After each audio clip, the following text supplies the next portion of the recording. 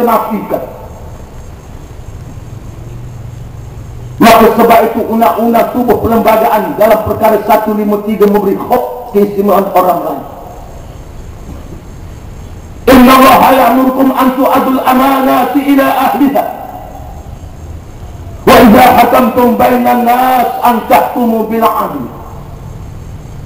wa inna Allah ni'ma ya'idukum. Allah Subhanahu wa ta'ala menerangkan apa makna keadilan. Adil dalam Islam bukan sama rata. Sebagaimana fahaman akal manusia yang dahsyat, yang janggal, yang janggal ini, bila sebut adil, nak sama rata tu, adil dalam Islam memberi hak pada mereka yang berhak. Sebab Allah sebut dalam Al-Quran, Inna Allah ya'murukum an tu'adul amanati ila ahliha. Sesungguhnya Allah memerintah kalian untuk menyampaikan amanah kepada mereka yang berhak. Wa idza hakamtum bainan nas, dan apabila kamu takbir mereka, takbir manusia, urus manusia, kuasa politik yang kamu ada, maka Allah kata urus dan takbirlah dengan adil. Adil bukan sama rata, beri hak dalam masa yang sama. Kita kena ingat tanah Melayu ini, Malaysia ini hak orang Melayu, lalu disebut hak-hak istimewa orang Melayu. Dalam masa yang sama dia tidak mengesampingkan hak-hak orang bukan Islam. Hak orang bukan Islam nak beramal, nak beribadah, nak buat kuih, nak ternak babi, silakan, tetapi bukan sama rata. Tetapi yang kita bimbang, kalau kata rakyat memerintah, maka mereka nak namakan semua bahasa, mereka nak samakan semua hak, mereka nak samakan semua peruntukan. Kalau masjid buat 5 biji, maka kuih hendaklah buat 5 biji, gereja hendaklah buat 5 biji. Sebab mereka mengatakan nak sama rata dan sama rata. Dan inilah yang dibangkitkan oleh Ngeh dalam parlimen baru-baru ini. Ada parlimen daripada terok Ngeh. Dia terok hak paling jahat, rekor ingat dan Ngeh. Ingat Ngeh, orang Melayu Ngeh tak ada. Dan parlimen baru-baru dia bangkit, dia timbul soalan.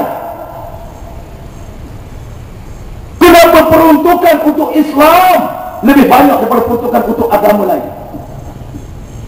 Buat biadab kamu dengan siapa hak kamu nak mempertikaikan hak Islam yang telah terjamin dalam perlembagaan? Sebab itu kalau kita rasa nak ubah orang, nak beri kepada mereka, bayangkan siapa bertanggungjawab yang berancaman terhadap Islam, terhadap institusi yang disebut itu umat Melayu dan institusi raja yang mereka berusaha untuk menghapuskan. Lupukah sejarah kebiadaban Karpasi menghina Sultan Selangor? Lupukah sejarah kebiadaban Karpasi yang menghina Sultan Perak, yang paling malang dan bodoh banyak orang Melayu yang tidur tengah jalan raya? Mana puak yang telah dicetuskan oleh Karpasi? Orang Melayu tidur atas jalan raya menghalang kereta Sultan Raja-Raja Muda Perak, sehingga Raja Muda Perak tak pergi keluar daripada Dewan 5 jam. Tuan-tuan sejarah, lupukah sejarah Perak?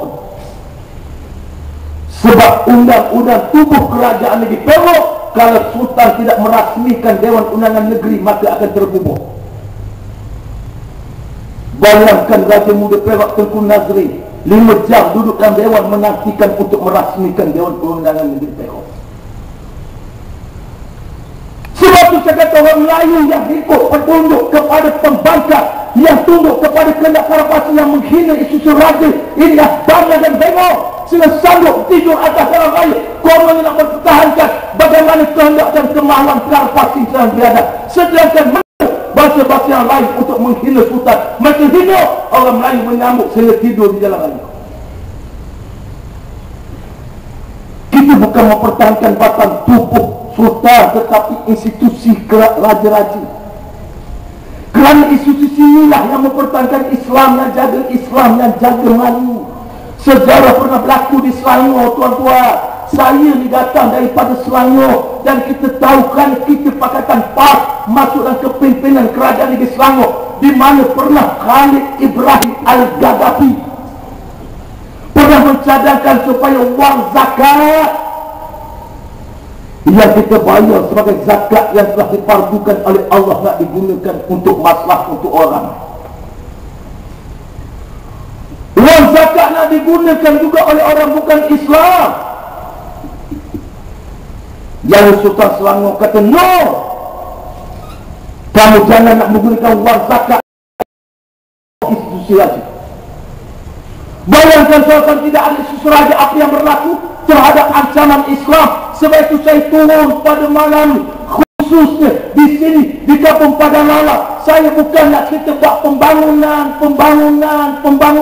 Kerana pembangunan, alhamdulillah, saya bukan nak cerita bagaimana mereka turun macam-macam janji. Anwar Ibrahim turun di mana-mana sentiasa berjanji, kalau kita berkuasa ke Putrajaya, kita akan hapuskan Pol daripada Johor sampai ke Perlis. Kalau kita berkuasa ke Putrajaya, kita akan hapuskan PTPTN.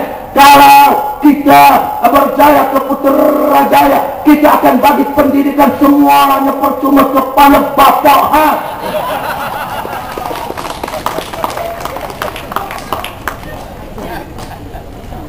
Waktu tak berkuasa macam-macam janji. Wahai Anwar, siapa yang meluruskan PTPTN kalau bukan kamu waktu itu menjadi pemangku Perdana Menteri? Tiba-tiba bila kamu hilang kuasa, bila kuasa nak menjadi Perdana Menteri, tiba-tiba kamu berjanji untuk menghapuskan PTPTN. Wahai Anwar, waktu kamu menjadi Menteri Pelajaran, kerana apa kamu tidak memberi pendidikan secara percuma? Bila kamu hilang kuasa, barulah kamu nak berjanji nak guna-gunakan rakyat untuk memberi pendidikan secara percuma. Sebab itu tuan-tuan jangan duk percaya. Sebab Anwar Ibrahim ni satu saja cita-cita dia hidup dia sebelum dia nak mati, dia nak jadi Perdana Menteri. Sebab itu siapa kegila nak jadi Perdana Menteri. Dia tahu nak jadi Perdana Menteri tidak boleh melalui sistem demokrasi. Momentum yang terbaik pada tahun 1999 sempat dia dipecat, bayangkan. Ya, rakyat bangkit dengan aku sekali bangkit waktu itu menentang Mahdi. Termasuk ada pun juga bangkit juga menentang. 1999 bila menjalani pilihan raya 1999, dia tak mampu untuk menguasai kerajaan. Tahun 2004, 2008, sebab itu dari pilihan raya ke-13 dia berusaha juga nak menjadi Perdana Menteri, kerana dia sedar kalau dia tak jadi Perdana Menteri pada pilihan raya akan datang, umur dia dah 70 tahun lebih. 70 tahun lebih ni tuan-tuan. Bahkan nak jalan pucuk perkara pasir ni buang kali.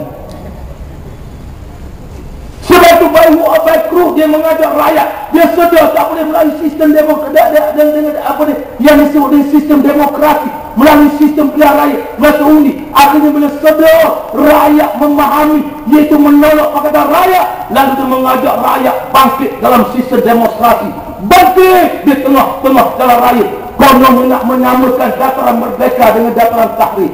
Konon mengajak rakyat bangkit untuk jatuhkan sebagaimana rakyat Mesir menjatuhkan Hosni Mubarak. Konon mereka mengajak rakyat Mesir bangkit bagaimana nak menjatuhkan Zain Abidin di Algeria. Mengajak rakyat bangkit demonstrasi besar-besar di jalan raya sebagaimana nak menjatuhkan Muammar Gaddafi di Libya. Woi tuan-tuan, nak samakan Malaysia dengan Mesir? Apakah nak samakan Malaysia dengan Libya? Nak samakan Malaysia dengan Algeria? Jauh langit dan bumi, tuan-tuan dan puan-puan sekalian.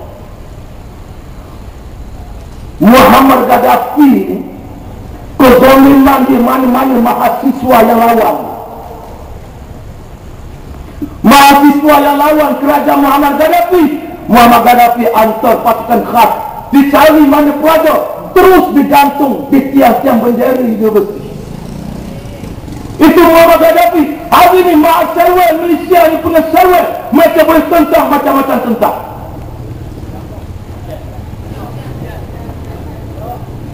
Hujan masuk kemah balik. Masuk kemah balik bukan suruh balik. Ni kalau masuk tajuk lagi ni muka dimohon. Tajuk ancaman, tak masuk ancaman lagi. Hujan